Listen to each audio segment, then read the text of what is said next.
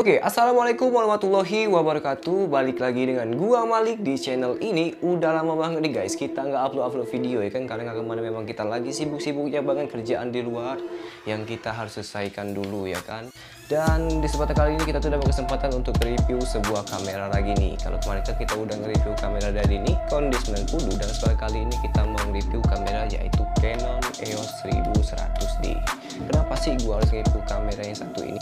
Simak video ini sampai selesai agar kalian tidak salah paham. Let's go.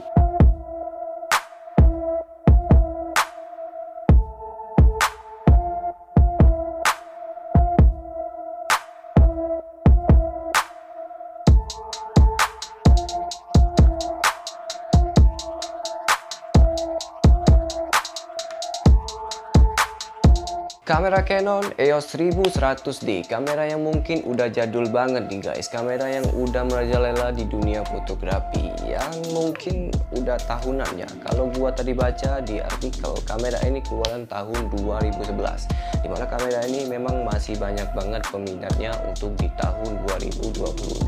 Kenapa sih gua harus review kamera yang satu ini? Yaps, bener banget, kamera ini dibanderol harga yang cukup murah di tahun 2022. Untuk di kota gua, kamera ini dibanderol dengan harga di bawah 2 jutaan, bisa juga di bawah 1 jutaan, tergantung kondisi dan fisik kamera tersebut. Kalau lebih murahnya lagi bakal ada yang jual ratusan ribu guys ya, lumayan sih. Kamera ini masih sangat solid banget untuk kalian gunain fotografi, apalagi kalian para pemula guys. Kenapa gua bilang gitu? Kamera ini cocok banget untuk kalian potret-potret kan, apalagi kalian yang hobi-hobi mengambil gambar alam, mengambil gambar fisik orang, bisa juga mencari cuan pakai alat ini. Tapi ya ada yang harus kita tambahin kalau kita mau cari cuan dengan alat yang sederhana ini. Kamera ini mungkin untuk sekarang ya lumayan solid. Kalau dibanding dengan kamera Nikon D90, kamera ini paling laku di zamannya guys. Untuk bodi dan fisik kamera ini mungkin masih dengan material plastik ya guys, material plastik, dan juga di sini belum ada karetnya, belum ada karet. Untuk pembelian awal yang kita dapat kalau kita membeli kamera yang satu ini, kita itu akan mendapatkan satu buah bodi 1100D dan juga satu buah lensa 18,55 mm, dan juga yang pasti kita dapat baterai dan juga box cas dan juga buku manual untuk panduan memakai kamera ini guys. Dan mungkin kalau barunya gua nggak tahu ya kalau harga barunya itu berapa untuk kamera yang satu ini. Kalau mungkin kisaran masih 3 jutaan itu kalau baru. Untuk tombol-tombol dan juga letaknya mungkin sama saja dengan kamera-kamera pro di Canon ya guys.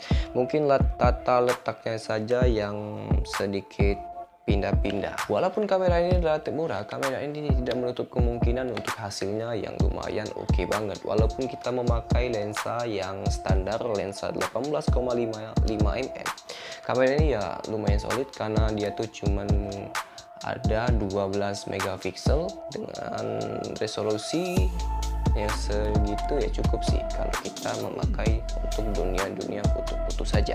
Di era digital seperti saat ini, peranan kamera tidak hanya dibutuhkan oleh para profesional fotografi saja, akan tetapi kamera sudah banyak dibutuhkan semua kalangan masyarakat, baik itu untuk mendukung kebutuhan kerja atau bahkan hanya sekedar jepret-jepret saja. Bahkan di kalangan anak muda, membawa sebuah kamera saat bermain atau jalan-jalan sudah menjadi tren yang begitu populer. Entah itu yang dibawa kamera jenis apa itu jenis action cam, apa itu jenis digital. Dan hal ini tentunya bisa meningkatkan sosialisasi di depan orang lain ataupun teman-temannya. Akan tetapi meskipun kamera sudah menjadi kebutuhan penting semua kalangan, nyatanya belum semua orang bisa merasakan manfaatnya. Penyebab utamanya karena untuk memiliki sebuah kamera dengan hasil jepretan sangat baik, setidaknya harus memiliki budget yang lumayan banyak, sebab harga kamera selalu dibanderol dengan harga yang sangat mahal sekali. Namun jika hanya sekedar untuk memenuhi hasrat fotografi, kamera bekas dengan seri-seri terdahulu bisa menjadi opsi terbaik. Ada beberapa rekomendasi yang bisa menjadi acuan kamera bekas murah namun tidak murahan, seperti Canon EOS 1100D. Kamera seri ini bisa dibilang cukup mumpuni dalam hal pengambilan gambar dan video, serta cocok bagi pemula. Harganya pun sekarang sudah rata-rata di bawah 2 jutaan, bahkan ada yang jual di bawah 1 juta, tergantung dari kondisi dan fisiknya. Meskipun dari sisi fitur sudah ketinggalan dari kamera terbaru yang ada saat ini, namun Canon EOS 1100D bisa menjadi pilihan terbaik. EOS 1100D merupakan sebuah seri kamera yang resmi dirilis oleh pihak Canon pada tanggal 7 Februari 2011. Mungkin jika dihitung hingga saat ini, kamera ini sudah lama sekali dan malang melintang dalam dunia fotografi. Bahkan sudah dilewati oleh seri-seri terbaru. Namun dengan kualitas yang dimiliki di dalamnya serta kecanggihan yang dibenamkan, kamera EOS 1100D ini masih tetap eksis serta masih memiliki banyak peminat dan pengguna yang masih aktif menggunakan untuk aktivitas pengambilan gambar. Canon EOS 1100D ini di Jepang dikenal dengan sebutan EOS Kiss X50, sedangkan untuk di Kanada dan Amerika disebut dengan panggilan EOS Rebel T3. EOS 1100D menjadi generasi penerus dari seri sebelumnya, yaitu 1000D, yang termasuk pada jajaran kamera DSLR mode entry level yang efektif. Kamera ini dibekali dengan sensor COMS 12 megapiksel, didukung oleh layar LCD 2,7 inch, serta mode pemotretan terus-menerus 3 fps dan cuman ada 9 titik untuk autofocus, serta pengambilan video HD 720p. Dengan adanya keunggulan modern yang terdapat pada kamera Canon EOS 1100D, maka tidak heran jika harganya juga masih dibanderol cukup tinggi, ada juga yang rendah. Apalagi jika dibandingkan dengan beberapa dari harga kamera pocket Canon dan sejenisnya. Meskipun jika dilihat EOS 1100D ini termasuk kamera keluaran lama, memang kualitas tidak pernah bisa dibohongi. Meski sudah banyak produk seri terbaru yang menawarkan beragam kecanggihan, tetapi tetap saja kamera EOS 1100D ini masih tetap eksis dan masih layak untuk dipakai. Selain banyak digunakan oleh para profesional dalam dunia fotografi, tetapi juga kamera Canon EOS 1100D ini juga sangat cocok untuk digunakan oleh para pemula yang ingin mencoba lebih jauh menggeluti dunia fotografi. Sebab fitur-fitur serta settingan dan cara penggunaan cukup lebih mudah untuk dipahami karena hampir seluruh kontrol penting yang ada pada kamera ini semuanya diletakkan di bagian sisi-sisi bagian kanan kamera.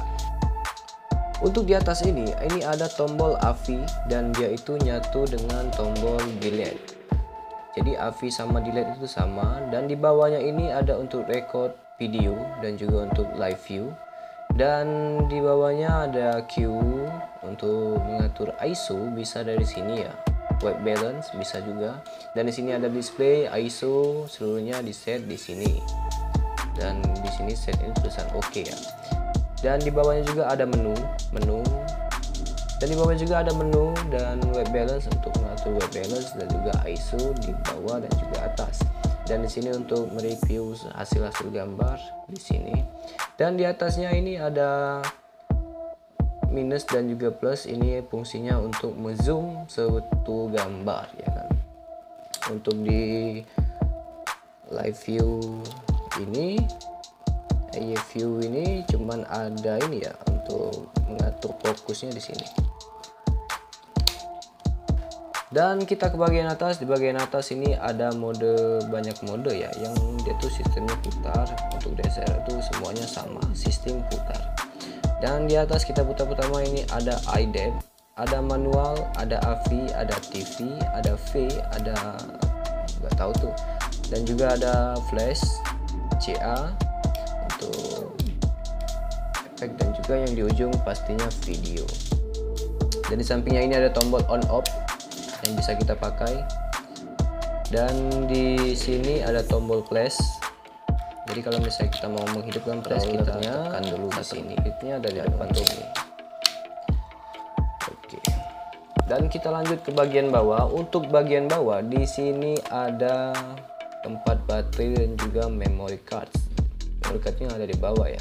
Kalau kamera zaman sekarang kan memory card udah banyak yang ke samping, nggak lagi di bawah. Untuk samping sini ini sebenarnya ada tutupnya, karena ya tutupnya udah, namanya kamera udah jadul jadi tutupnya hilang.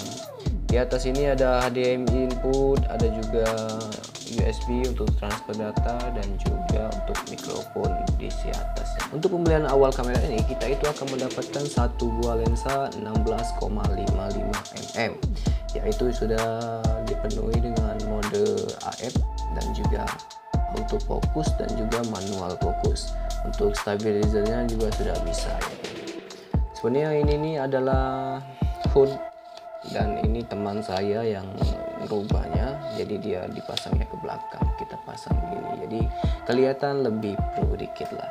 Untuk di bagian depan ini belum dilengkapi dengan karet ya, belum ada karetnya di sini seperti kamera sekarang, dan di sini juga ada plastik nih guys, dan semuanya masih menggunakan material plastik. Oke, mungkin segitu dulu untuk video review kamera Canon EOS 1100D ini. Dan kalau gua saranin, kamera ini memang masih layak banget dipakai di tahun 2022. Kenapa gua bilang gitu? Yaps, karena kamera ini masih dengan spesifikasi walaupun rendah, tapi kamera ini nggak malu-maluin sih kalau kita pakai, walaupun ya memang harganya relatif murah sekali dan tidak menutup kemungkinan dengan hasil yang masih maksimal.